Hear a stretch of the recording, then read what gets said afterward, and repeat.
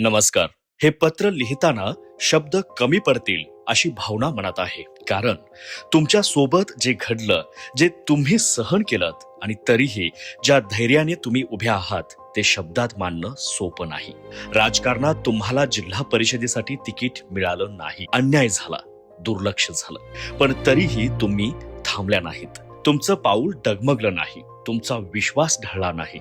हीच तुमची खरी ताकद आहे. सामान्य कार्यकर्ता काय असतो, तो कसा जगतो, त्याच्या मनात काय असतं हे तुम्ही अनुभवातून जाणता. कारण तुम्ही त्याच प्रवासातून इथपर्यंत आला आहात.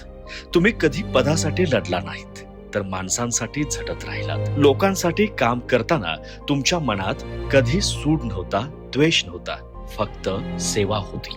आज अनेक सामान्य कार्यकर्त्यांच्या मनात जी खदखद आहे, जी वेदना आहे, ती तुम्ही शब्दात न बोलता समजून घेतलीत. आणि म्हणूनच ही लढाई फक्त तुमची नाही, ही लढाई प्रत्येक निष्ठावंत कार्यकर्त्याची आहे. तिकीट न मिळालं म्हणून तुम्ही तक्रार केली नाही, कटुता बाळगली नाहीत. उलट तुम्ही अधिक खंबीरपणे उभ्या राहिलात. हेच नेतृत्व असतं शीतलताई. आज आम्ही तुम्हाला हे सांगण्यासाठी पत्र लिहितो आहोत की तुम्ही एकट्या नाहीत. आम्ही तुमच्या पाठीशी आहोत. या लढ्यात आम्ही तुमच्या सोबत आहोत.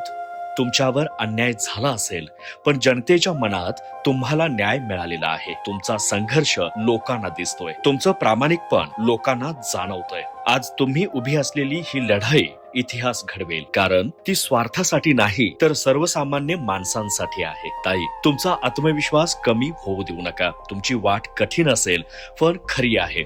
आणि अशा वाटेवर चालणाऱ्यांसोबत माणसं आपोआप जोडली जातात. आम्ही तुमच्यावर विश्वास ठेवतो. आम्ही तुमच्या निर्णयांवर विश्वास ठेवतो. आणि या निवडणुकीत, या संघर्षात, या प्रत्येक टप्प्यांवर आम्ही तुमच्या सोबत आहोत. खंबीर राहा. तुमचा लढा आम्हाला बळ देतो. आपला सामान्य कार्यकर्ता.